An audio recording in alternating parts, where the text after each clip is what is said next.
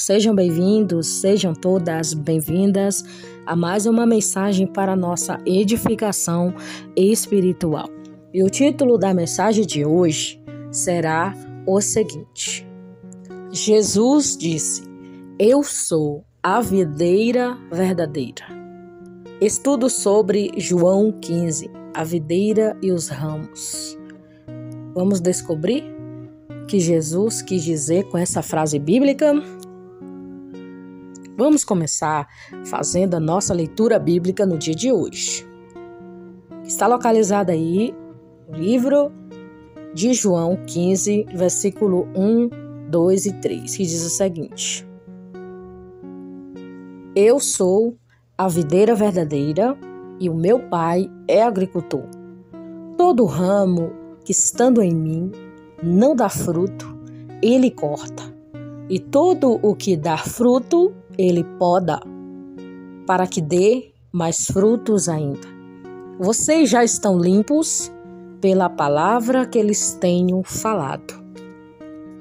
Jesus apresenta a videira verdadeira no capítulo 15 do Evangelho de João.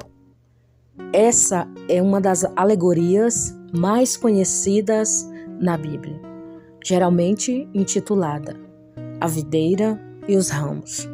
O significado principal desse ensino aponta para o nosso relacionamento com Cristo e a dependência de termos que ter dele.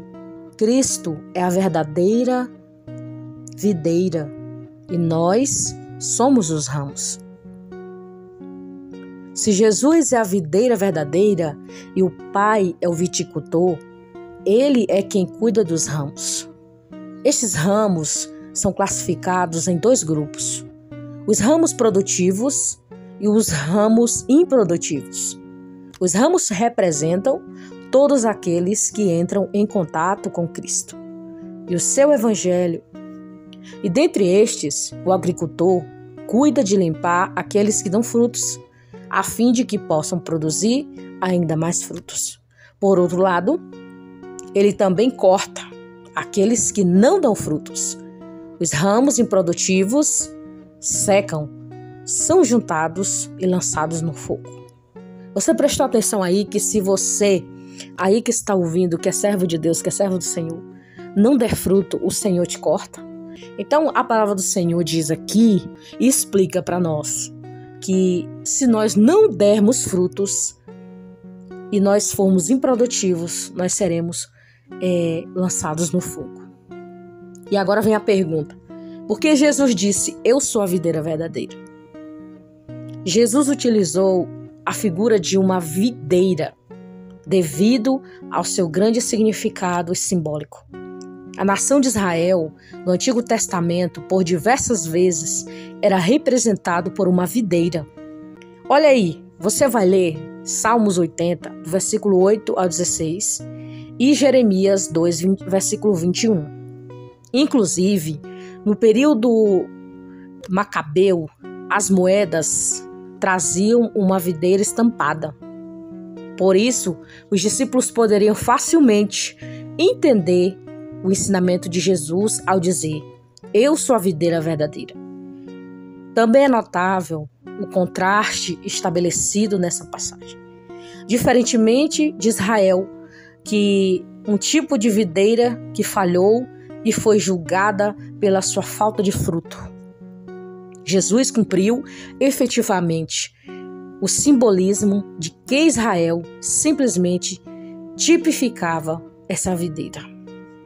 O contexto dessa passagem bíblica é muito importante na sua interpretação. Muito provavelmente, o Senhor Jesus contou uma alegoria na noite que instituiu a ceia do Senhor. Nessa mesma noite, ele foi traído. Isso significa que aquela que era a última oportunidade dele, ele veio advertir os seus discípulos antes de ser preso. Então Jesus falou sobre a diferença entre o ramo e dar fruto, e o ramo não dá fruto. Tal diferença está fundamentada claramente sobre o conceito de permanecer nele. O ramo que dá fruto é aquele que permanece nele, ao contrário do infrutífero que é cortado, juntado e lançado no fogo. Por isso que essa mensagem de hoje está falando comigo e com você para nós sermos frutíferos. Olha, trabalhar na obra de Deus, fazer o que tem que ser feito para ganhar almas para Cristo, para ir fazer a obra do Senhor. Nós temos que dar frutos. E também tem frutos de arrependimento. Nós também temos que dar fruto de arrependimento de coisas que nós fazemos que Deus não se agrada. Também temos que dar fruto de arrependimento. Nós vemos que os frutos do Espírito Santo também está ali fazendo parte também desses frutos para que nós sejamos frutíferos. Surgiu aqui outra pergunta. Qual é a explicação aí da alegoria da videira e os ramos? Ao mesmo tempo em que Jesus disse ser a videira verdadeira, ele também estabeleceu um contraste muito grande entre os ramos produtivos e os ramos improdutivos. Por isso a explicação da alegoria da videira e os ramos passa pela resposta da seguinte pergunta: quem são os ramos improdutivos? Diferentes interpretações tentam responder essa pergunta. Já dissemos que os ramos em geral são todas as pessoas que demonstram ter algum relacionamento com Cristo. Mas quem são exatamente os ramos que recebem a terrível sentença de serem queimados no fogo? Os estudiosos costumam responder essa pergunta de diferentes maneiras. Vejamos aqui algumas interpretações e alternativas. Primeiro aqui, os ramos improdutivos são crentes verdadeiros que perdem a salvação. Aqui são algumas interpretações, mas lá no final dessa mensagem você vai entender. Há quem entenda que estes ramos improdutivos são cristãos verdadeiros. Esses cristãos deixaram de produzir e apostataram da fé. Consequentemente, eles são cortados definitivamente, juntados e lançados no fogo. O problema com essa interpretação é que a segurança da salvação parece repousar na capacidade dos ramos em produzir frutos. Além do mais, devemos nos lembrar que pouco antes, mesmo que o Senhor já havia falado sobre a maravilhosa promessa de que as suas ovelhas jamais se perderiam, né? Você vai ler João 10, versículo 11. Será que ele teria mudado de ideia? Definitivamente não, ele não mudou de ideia. Aqui vem o segundo ponto. Os ramos improdutivos são crentes verdadeiros que são disciplinados por Deus? Outros defendem que todos os ramos produtivos e improdutivos são cristãos verdadeiros. Mas, diferentemente da interpretação acima, o fato de serem cortados não implica na perda da salvação. Esse corte seria um tipo de disciplina que Deus aplica aos ramos improdutivos. Para defender essa interpretação, é levado em conta que o verbo grego é traduzido como cortar. Também pode ser traduzido como suspender, no sentido de levantar. Assim, ao invés da palavra cortar, a palavra suspender será a tradução mais apropriada para se referir aos ramos improdutivos. Ao serem levantados, os ramos improdutivos poderão receber os cuidados necessários para que possam produzir.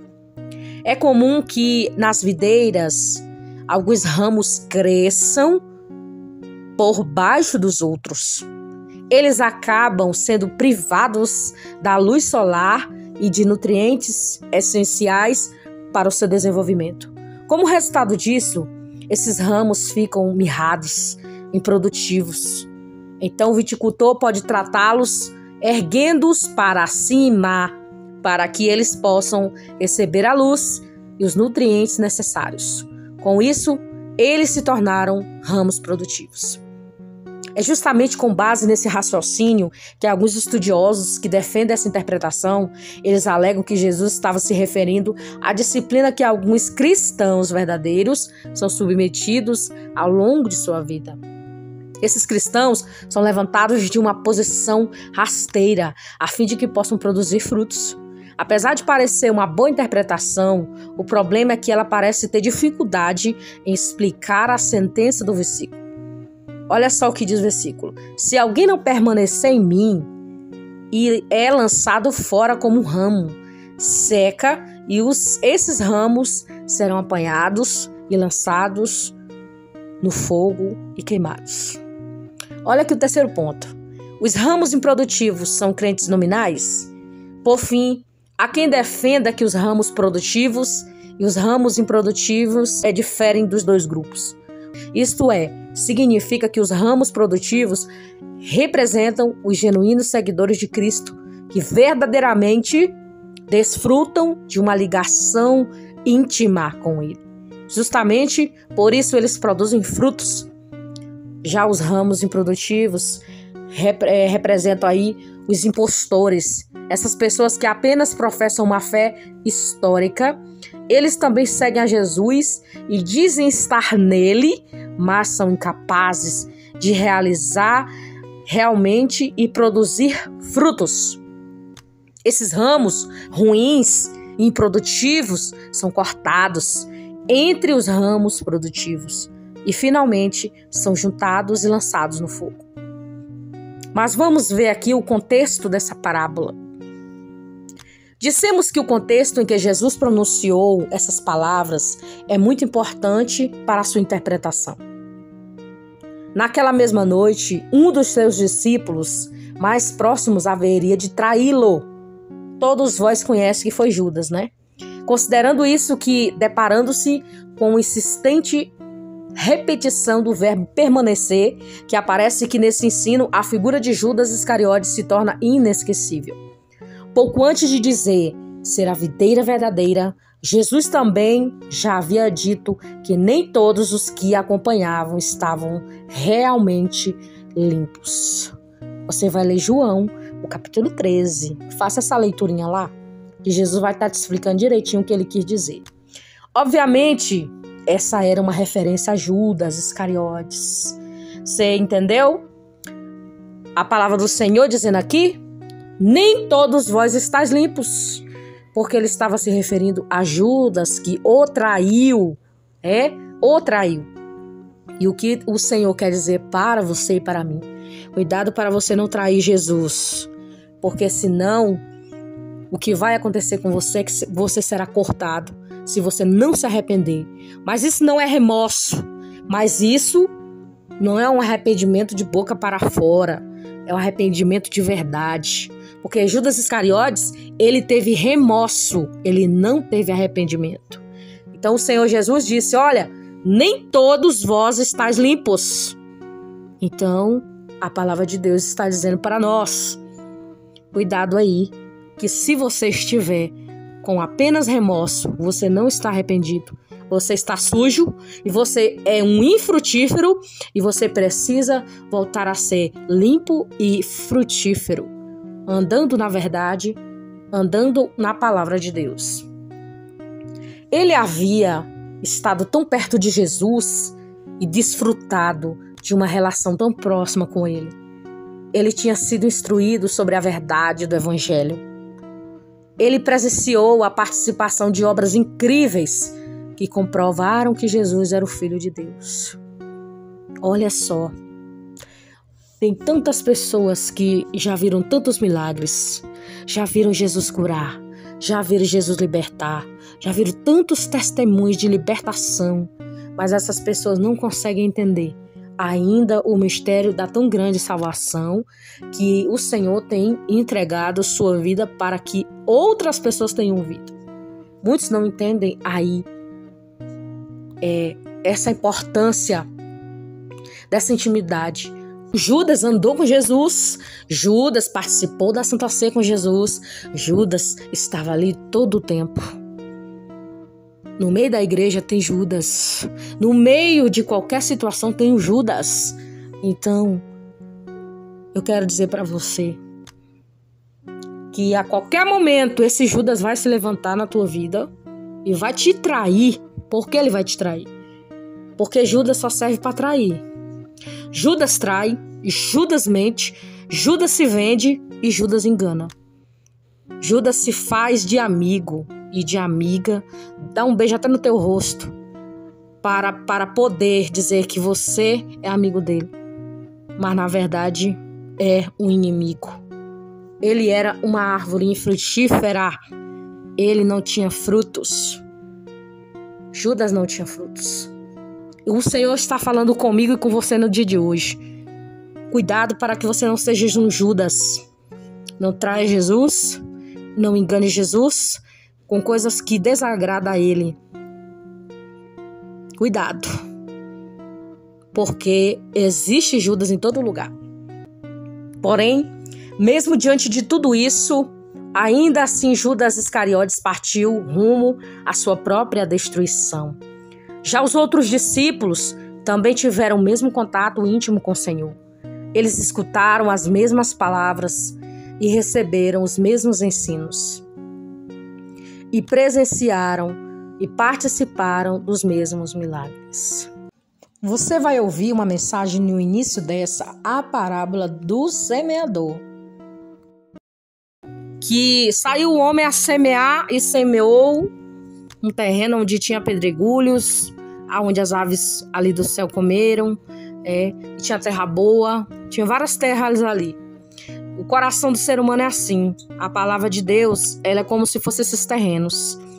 Mas há corações por aí que eles recebem até a palavra, né? Mas como ali tá cheio de pedregulho, não consegue brotar, aí vem as aves do céu, vem o diabo e tira do coração da pessoa a palavra tá semeada ali. Mas também tem a terra boa, que a semente é lançada e essa terra, ela vai brotar ali e dar frutos. Então eu peço que você escute essa mensagem para você entender aí sobre essas terras que é o nosso coração.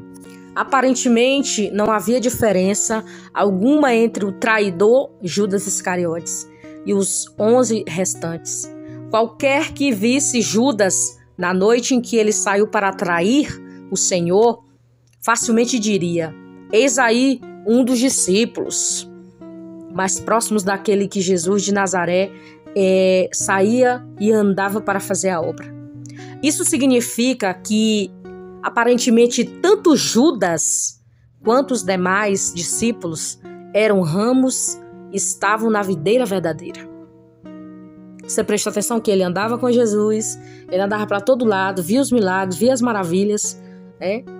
Segundo os historiadores, ele era o tesoureiro ali e recebia, né, o que Jesus recebia das pessoas. Mas ele estava de olho, era naquilo. Ele não estava de olho na presença do Senhor, em aprender com Jesus a palavra. Ele só queria saber dele mesmo, né? Foi tão tal que ele não se arrependeu. Ele teve remorso, mas não se arrependeu. Então não tenha remorso não, se arrependa. Não tenha remorso. Remorso não vai te levar a lugar nenhum, mas arrependimento sim. Esse sim vai te levar para algum lugar. Porque se você for um ramo bom e está ligado com a videira verdadeira que é Jesus, com certeza você vai produzir frutos de arrependimento. Você será uma bênção na mão do Senhor para estar fazendo a obra. Mas o mestre sabia exatamente a diferença que existia entre esses dois tipos de ramos. Enquanto um possuía um relacionamento íntimo e verdadeiro com ele, o outro possuía apenas um relacionamento externo e superficial. Estava na videira verdadeira, mas não era frutífero. Você entendeu aí o que eu acabei de falar aqui? O Senhor está falando comigo e com você. Preste atenção aqui. Deus está chamando tua atenção para você entender o que Ele está falando. Olha, Ele está dizendo assim, que o relacionamento que Judas tinha com ele era externo, não era profundo. Ele não estava ali ligado na videira verdadeira. Ele não era frutífero. Ele estava sim, mas ele não era frutífero. Então, com base nesse contexto, as palavras de Jesus simplesmente se encaixava na advertência acerca do perigo em seguir o exemplo de Judas. Suas palavras trazem a importante admoestação sobre a necessidade de permanecer nele. Somente estando na videira verdadeira, em um ramo pode produzir os frutos de obediência. Aí vem outra pergunta. Qual é o significado dessa frase bíblica videira e ramos? O grande significado dessa alegoria da videira e os ramos é a verdade que somente quem permanece em Cristo poderá dar frutos. Essa verdade também implica na condição de que é impossível um ramo estar na videira verdadeira e ser definitivamente improdutivo, pois o Pai, como agricultor, dispensa os cuidados necessários para que os ramos produzem. A alegoria da videira e os ramos demonstra tanto a responsabilidade humana quanto a soberana vontade de Deus. A responsabilidade humana pode ser vista claramente nas palavras, de João 15 e versículo 5. Aquele que permanece em mim, por outro lado, no mesmo versículo, a soberania de Deus também claramente expressa: porque sem mim nada podeis fazer. Quem disse isso foi o próprio Jesus, que sem ele nós não podemos fazer nada. Tudo que você for fazer nessa vida, se tiver ali Jesus, será uma bênção. Mas se Jesus não estiver neste negócio, pode acreditar que sem Jesus você não pode fazer nada. Ele mesmo disse na sua palavra aqui para nós, olha só: sem mim nada podeis fazer. Sem mim nada podeis fazer. João 15:5. Esse nada significa a incapacidade humana em fazer qualquer bem em relação a Deus. O homem definitivamente não pode contribuir para a sua própria salvação. Isso significa que esse nada inclui não só a produção de frutos, mas o próprio ato de permanecer na videira verdadeira. Por isso que no vídeo passado, o Senhor falou conosco que Ele é o caminho, Ele é a verdade, Ele é a vida. O homem não pode se salvar sozinho, nem eu e nem você, ninguém, ser humano nenhum nesse planeta Terra, pode ser salvo sem Jesus. Tem que ter Jesus, porque se não tiver Jesus, não adianta nada. Não há salvação para ninguém. Jesus tem que ser a nossa única porta de escape e caminho e verdade e vida para nós entrarmos e sermos salvos em Cristo, salvos nele.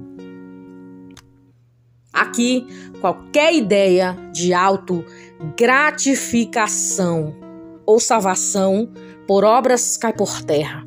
Se produzirmos frutos, é porque estamos na videira verdadeira. Se estamos na videira verdadeira, é porque produzimos frutos segundo o bom cuidado do grande agricultor. Esse agricultor nos poda a cada dia para que possamos produzir mais frutos. Assim, não existe cristão verdadeiro que não dão frutos. A frutificação distingue de forma definitiva e infalível quem está genuinamente em Cristo. Todos somos ramos, aparentemente todos parecem estar na mesma videira, porém o Pai sabe quem precisa ser podado e quem precisa ser cortado. Ele não cortará um ramo produtivo, como também nunca deixará de passar um ramo que não produz. Assim como a produção de mais frutos, o fim é inevitável. Para o ramo produtivo, ser cortado e lançado no fogo também é um fim inevitável para o ramo improdutivo. E a outra pergunta é: que fruto é produzido pelos ramos da videira verdadeira? Com base no contexto do próprio capítulo 15, percebemos que a analogia dos frutos estão designado ao fruto moral. Esse fruto é a consequência natural da obediência à palavra de Deus. expressa no caráter cristão daqueles que foram regenerados pelo Espírito Santo. Isso implica que todo o novo modo de vida é justamente por isso que os ramos produtivos são somente aqueles que nasceram de novo. Outra coisa importante é que nenhum lugar da ilustração da videira verdadeira somos informados de que os ramos improdutivos que um dia já produziram e pararam de produzir. A ilustração começa e termina com ramos infrutíferos e ramos frutíferos. Apenas isso. Quando relacionamos esse ensino de Jesus como o capítulo 5 da carta de Paulo aos Gálatas, onde lemos sobre as obras da carne e o fruto do Espírito. Vou colocar na descrição desse vídeo aqui essa mensagem. As obras da carne vezes contra a obra do Espírito. Ouça essa mensagem e outra que eu vou colocar que tem a ver também com esta. Entendemos que porque tudo é e tem a ver com dar frutos.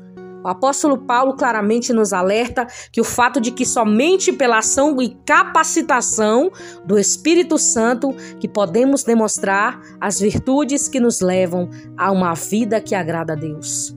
Sem um novo nascimento, o homem não passa de um ramo sem vida, que é cortado e lançado no fogo.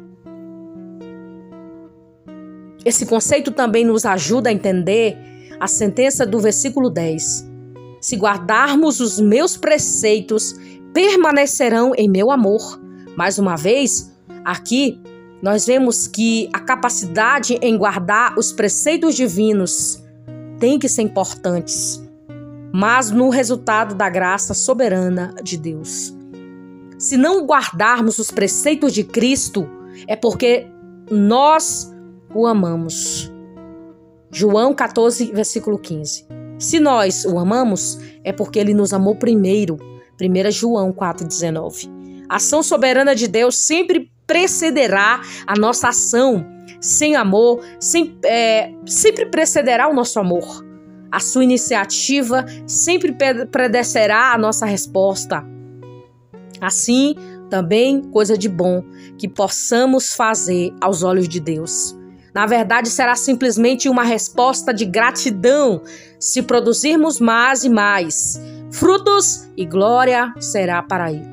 João 15, versículo 8. Sobre isso, o próprio Jesus, mais à frente, declara, João 15, 16. Não me escolhestes vós a mim, mas eu vos escolhi e vos nomeei, para que vades e deis frutos, e o vosso fruto permaneça, a fim de que todo o quanto em meu nome pedirdes ao Pai, e ele vos conceda. Diferentemente do que alguns alegam por aí, essas palavras definitivamente não se resumem apenas ao grupo dos discípulos que cercavam Jesus naquela noite. Essas palavras se estendem a todos os seus discípulos genuínos ao longo dos tempos. Para a glória de Deus, Pai, esses discípulos são ramos frutíferos que produzem mais e mais frutos por estarem na videira verdadeira. E a última pergunta que eu faço para você neste momento é essa: você é um ramo frutífero ou você é um ramo infrutífero? Faça aí uma análise dentro de você mesmo.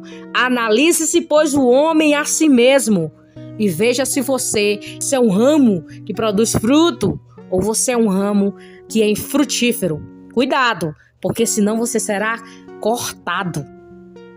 Seja o ramo que dê fruto e não um ramo que não dá frutos. Fomos chamados para fazermos a obra de Deus. Fomos chamados para quê? Para dar frutos. E não seja uma pessoa infrutífera. Não seja uma terra seca, mas seja uma terra fértil, uma terra boa, para que a palavra de Deus entre no teu coração e ela floresça dentro de você e você venha cada vez mais ser um instrumento usado na terra para fazer a obra do Senhor e aquilo que Jesus manda. Que Deus abençoe a vida de cada um de vocês.